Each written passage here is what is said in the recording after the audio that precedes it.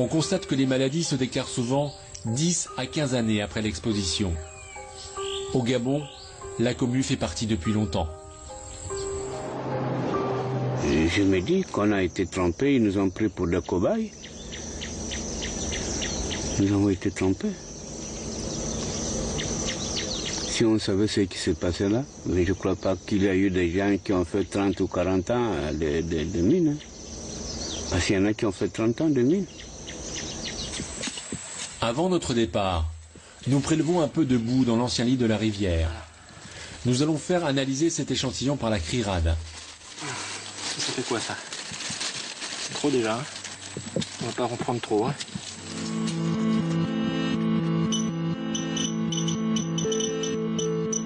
Cette association française, basée à Valence dans la Drôme, défend le droit à l'information sur la radioactivité et le nucléaire. La CRIRAD emploie une dizaine de scientifiques, dont Bruno Charéron, ingénieur en physique nucléaire. Ces analyses vont confirmer nos mesures de terrain. Donc ça, ce sont des échantillons que vous nous avez ramenés du Gabon. Bon, certains sont vraiment très contaminés. C'est le cas en particulier du sol qui a été prélevé dans la forêt. Hein.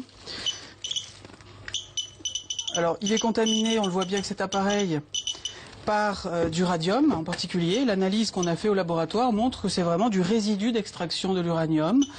On détecte la présence de nombreux éléments radioactifs et qui sont très radiotoxiques.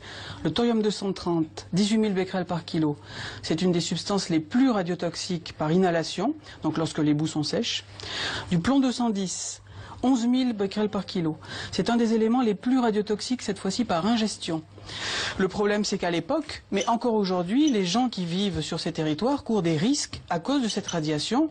Hein, les mesures que vous avez faites montrent qu'à 1 mètre du sol, on a un niveau de radiation qui est de l'ordre de 20 à 40 fois supérieur à la normale.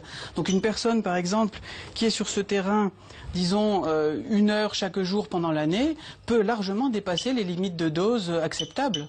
Et donc, cette contamination est tout à fait inacceptable.